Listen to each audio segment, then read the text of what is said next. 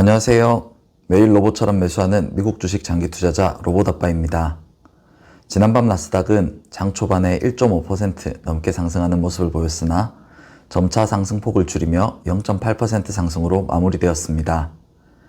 장전에 21선 아래에서 QLD 한 주, 장 종료 시점에서 LOC로 한 주를 매수하여 두 주를 매수하였고 올해 모은 QLD는 68주가 되었습니다. 레버리지 투자라고 하면 위험하다는 편견이 있어 자세하게 들어보지도 않고 손사래를 치시는 분들도 있는데요. 사실 레버리지 투자는 대부분의 사람들이 생각하는 것보다 위험하지 않은 투자 방법입니다. 다만 일반적인 지수 ETF 투자에 비해서 변동성이 큰 투자라는 점은 팩트이기에 성공적인 레버리지 투자를 위해서 다음의 몇 가지는 꼭 지켜야만 합니다. 이제까지는 이런 것들에 신경 안 쓰고 투자하셨더라도 레버리지의 세계에 발을 들이셨거나 들이실 예정이라면 여러분의 소중한 돈을 지키고 불리기 위해서 명심하셔야 할 사항들이니 오늘 영상은 끝까지 보시고 성공적인 레버리지 투자자가 되셨으면 좋겠습니다. 레버리지 투자를 하실 때 가장 먼저 지켜야 할 점은 어느 시점에서 투자를 시작하더라도 한 번에 큰 비중을 짓지 않고 적어도 몇 번, 많게는 몇십 번에 나눠서 분할 매수를 해야 한다는 점입니다.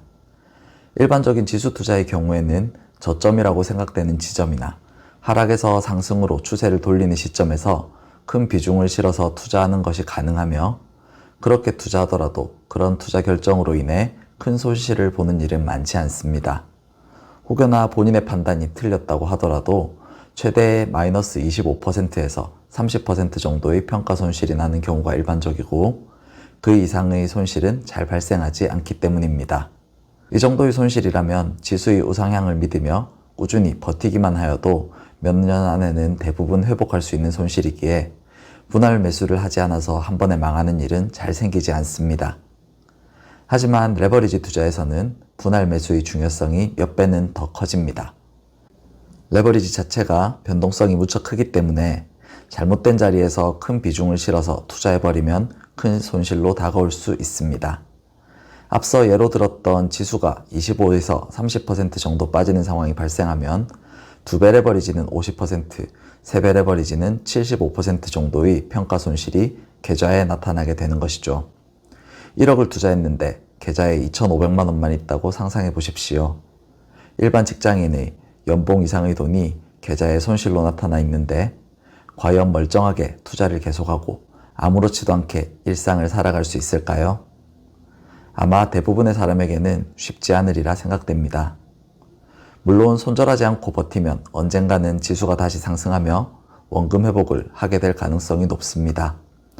하지만 이런 큰 비중을 싣는 투자의 더 큰 문제점은 이런 식으로 조정이 발생하였을 때 꾸준히 분할 매수를 하였다면 추후 주가가 회복되는 과정에서 빠르게 원금이 회복되고 곧 큰 수익으로 보답받을 수 있는데 이미 많은 비중을 매수해버렸기에 매수할 수 있는 현금이 남아있지 않아 수익률 감소에도 큰 영향을 미친다는 점입니다. 만약에 분할 매수했는데 조정이 안 오면 어쩌냐고요? 조정은 언제나 발생하지만 안타까운 점은 조정이 언제 올지 우리는 알 수 없다는 것입니다. 분할 매수를 하고 있는데 조정이 오지 않는다면 이미 매수한 주식들의 가치가 상승함에 만족하며 원래의 계획대로 꾸준히 분할 매수를 해나가면 됩니다. 우리가 투자를 할 때에는 큰 수익을 얻는 것도 중요하지만 더 중요한 것은 만약에 우리가 그리고 있던 방향대로 투자가 흘러가지 않았을 때 우리가 입게 되는 손실을 최소화하는 것이 100배는 더 중요합니다. 시간이 주는 복리의 마법을 누리려면 우리가 현재 가지고 있는 자산의 크기가 줄어들지 않고 서서히 조금씩이라도 커져나가야 하니까요. 대부분 레버리지 투자를 망치게 되는 원인은 과도한 욕심에 있는 경우가 많습니다.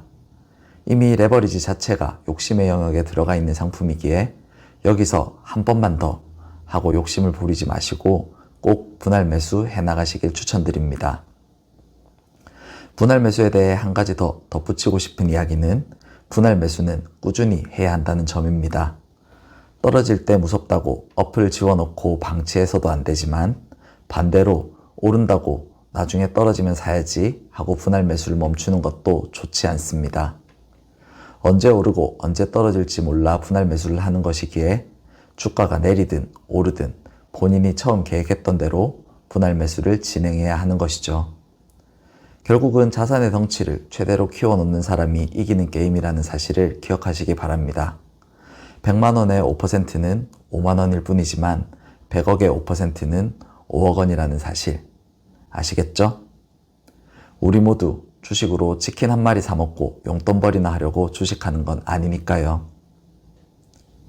다음으로 레버리지 투자에 있어 꼭 지켜야 할 사항은 바로 여유자금으로 투자해야 한다는 것입니다. 레버리지 투자 시에는 결코 빚이나 신용대출을 이용하여 투자를 해서는 안 됩니다. 사실 레버리지 투자가 아닌 일반적인 주식 투자 시에는 주가가 순간적으로 외적인 변수에 의해 급락하거나 지속적인 상승장이 예상되는 등 상황이 받쳐준다면 신용대출이나 마이너스 통장을 이용해 투자하는 것이 나쁘다고 생각하지 않습니다. 자본주의 사회에서 다른 사람의 자산을 지렛대 삼아 자신의 자산을 크게 늘릴 수 있는 기회가 될 수도 있기 때문이죠. 하지만 레버리지 상품은 100% 여유자금으로 투자하셔야만 합니다. 이는 레버리지 상품 자체에 이미 대출이 녹아있기 때문입니다. 레버리지 상품은 내가 100만원을 매수하면 운용사에서 100만원을 더 대출받아서 200만원을 매수하는 형태의 상품입니다. 나는 100만원만 매수했지만 이미 100만원의 대출을 받아서 투자를 진행한 것과 같은 상황인 것이죠. 세배 레버리지의 경우에는 내가 100만원을 매수하면 200만원을 대출받아 총 300만원을 투자하는 것과 같은 효과를 가지게 되겠죠. 그렇기에 대출을 받아서 투자를 해버리면 4배, 6배의 레버리지와 같은 효과를 가집니다. 물론 투자에 성공하면 높은 리스크를 짊어진 대가로 큰 수익을 얻을 수 있겠죠. 하지만 리턴이 커지는 만큼 리스크 또한 기하급수적으로 증가하게 됩니다. 앞서 말씀드렸듯이 레버리지 투자는 과도한 욕심으로 망하게 되는 경우가 많고 큰 수익을 얻는 것보다 큰 손실을 입지 않는 것이 훨씬 중요합니다.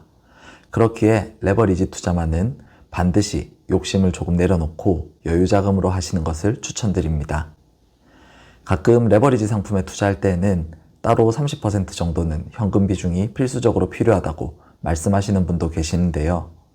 개인적으로는 안정적인 직장을 가지고 있고 직장에서 나오는 월급으로 인해 꾸준한 현금 흐름이 보장되어 있다면 따로 현금 비중을 갖고 있을 필요는 없다고 생각합니다. 현금은 갖고 있으면 갖고 있을수록 서서히 가치가 필연적으로 떨어지는 상품이기에 가능하면 빨리 현금을 주식으로 바꾸는 것이 훨씬 더 합리적인 선택이라고 판단하기 때문이죠. 물론 현금을 들고 있다가 조정이 왔을 때 사면 기분은 더 좋겠지만 언제 올지도 모르는 조정을 기다리면서 현금을 들고 기다리는 건 기회비용의 측면에서 아쉽다고 생각합니다.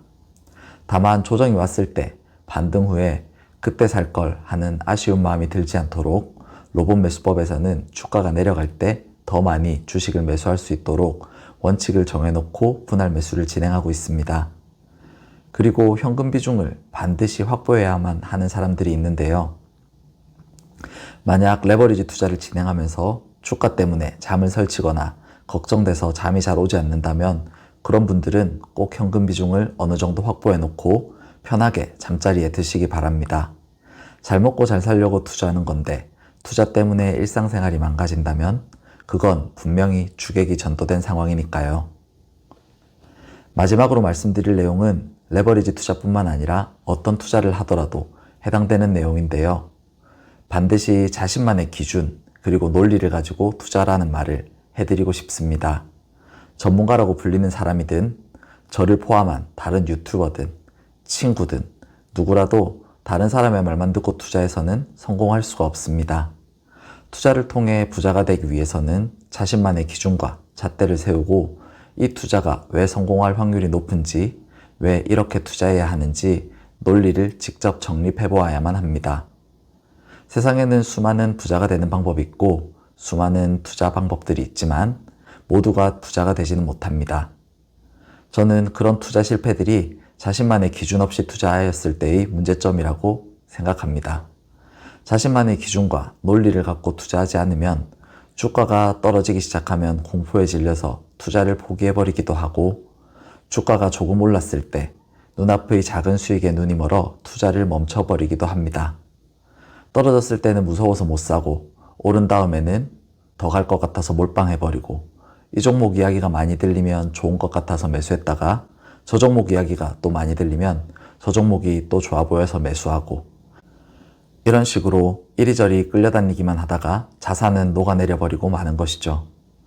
올바르고 좋은 방법을 찾아냈다면 그 방법이 왜 옳은지, 그 방법으로 투자하면 왜 성공할 수밖에 없는지 본인만의 기준과 논리를 꼭 세우고 투자에 뛰어드시기 바랍니다.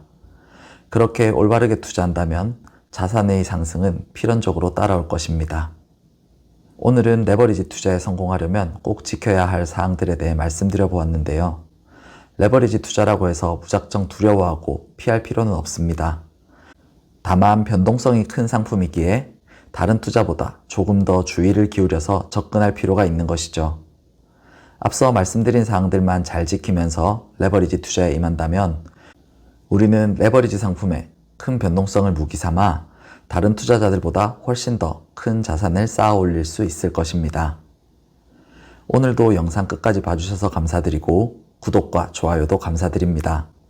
로봇 매수법으로 매수해보고 싶으신 분은 오늘 밤 95달러에 LOC 기본 매수 한 주 걸어두시고 21선이 위치한 85.49달러에 지정가 추가 매수 한 주 걸어두시면 됩니다.